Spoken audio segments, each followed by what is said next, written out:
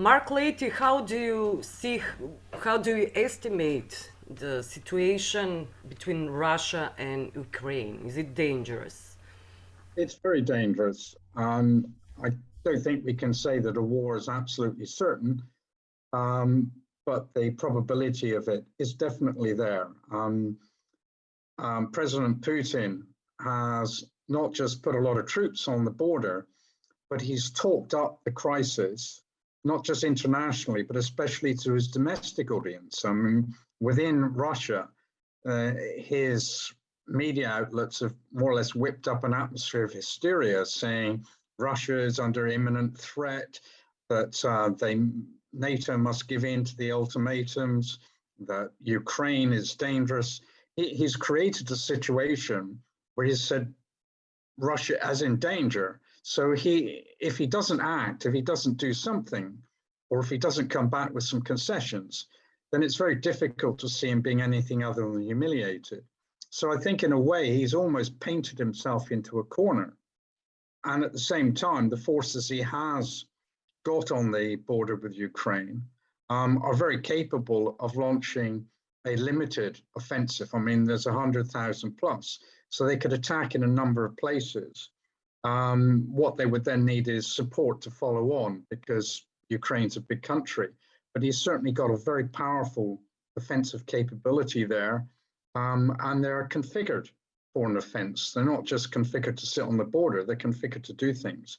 So yeah, we're in a very dangerous situation, especially as the demands he's made of NATO and the United States simply can't be met. And in fact, the letters that have come back recently have indicated that. So what do you think about NATO? What will be the next step of NATO, of the alliance? Well, to a degree, NATO has taken that step in the sense that Russia came out with this quite bizarre draft agreement, and then the draft treaty with the United States, in which they made a number of extraordinary demands, in effect saying that all multinational troops should withdraw to pre-Cold War borders, and that in effect the United States should withdraw from Europe.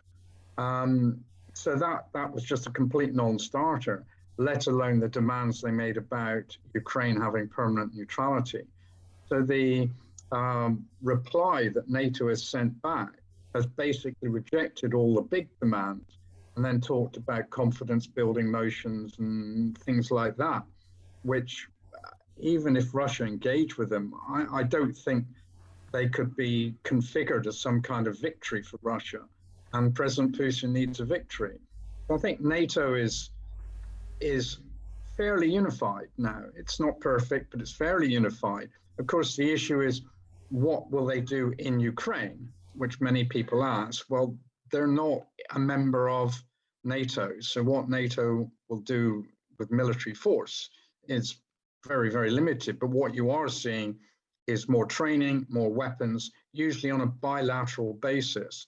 So I think NATO nations are actively helping Ukraine. And I think if Russia did invade, you would see that even more. You said that NATO countries are unified, but there are a lot of differences between the countries, NATO countries. Relatively unified. It's a paradox. I think the unity is that they're all agreed that Russia is behaving outrageously. There's no country that sort of believes that what Putin is saying is reasonable. The divisions start when you say, well, what do you do about it? And of course, what you'd call the frontline states, the Baltics, the Eastern European countries in the main, they're pretty aggressive. They want action taken. Some of them would like sanctions now, let alone in the future. And then you see other countries such as Canada, the United States, Britain, which are being very forward-leaning, supplying lethal weaponry, for instance. And then you've got countries like Germany, which are very cautious about what they would do. I mean, there's no doubt in my mind they would support sanctions, but what kind of sanctions and how deep? And of course, they're vulnerable in different ways. I mean, Germany is very vulnerable on the issue of gas and energy supply, and that of course applies to most European countries.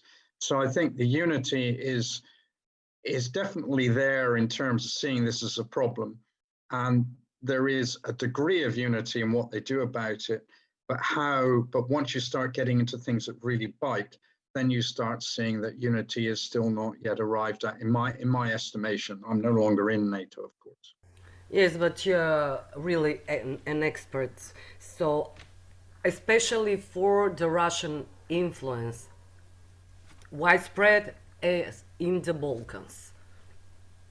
I think the Russian influence in the Balkans is very definite. I mean, the main country, of course, in which its influence is very heavy is Serbia. And in Serbia, it's a major player. It backs the Serbians in virtually everything they do, including what I would, in my estimation, my opinion, are quite disruptive activities, especially in Bosnia, which I think their behavior is really reprehensible. And they've got very firm backing from the Russians. What they're also doing is they are conducting a form of hybrid warfare in the other Balkan countries. Information confrontation in their terms, strategic communication, a lot of propaganda, a lot of disinformation. They are quietly finding people who can speak their voice and disrupt. And I don't think that you should underestimate the impact this has, because in the Balkans, none of the Balkan countries is 100% stable. You've got lots of problems, understandable problems. Countries like Macedonia are moving definitely in the right direction, but it's a long road, and people's opinions are divided. And I think Russian influence in the background is still definitely there. And I think it's very worrying, because they're not going to announce it, but it's very disruptive. And they'll use spies, they'll use bribery, they'll use disinformation, misinformation. And they're pretty active on that. And I think that's in all of the countries. But they're in plain sight in Serbia, of course. Yes, you mentioned Macedonia is in the right direction, but on the other hand, we have a big dispute with Bulgaria. You know that, and that's a problem. As we had a problem with Greece, and we became a member of NATO afterwards when we solved that problem. Now, EU is the problem, and the veto, the Bulgarian veto, towards Macedonia. Yeah, I mean, no, I don't want to move too far outside my comfort zone. I've read what's going on with Yes. Bulgaria. I'm definitely not an expert. Yes. But what I would say very much is that the Russians will be very happy about what's going on there. So I'm quite sure, and this is I have no inside information or evidence. I'm quite sure that they will do their best to make sure that that dispute continues, because that will suit them. And I think it's quite clear to me that that we need to find a solution to the North Macedonia and Bulgaria problem, because it's very important that the North Macedonia gets on that course into the EU as soon as possible. It would be great news for, I think, Europe. Also even better news for North Macedonia. I mean, it's a great pity that this is a problem is there.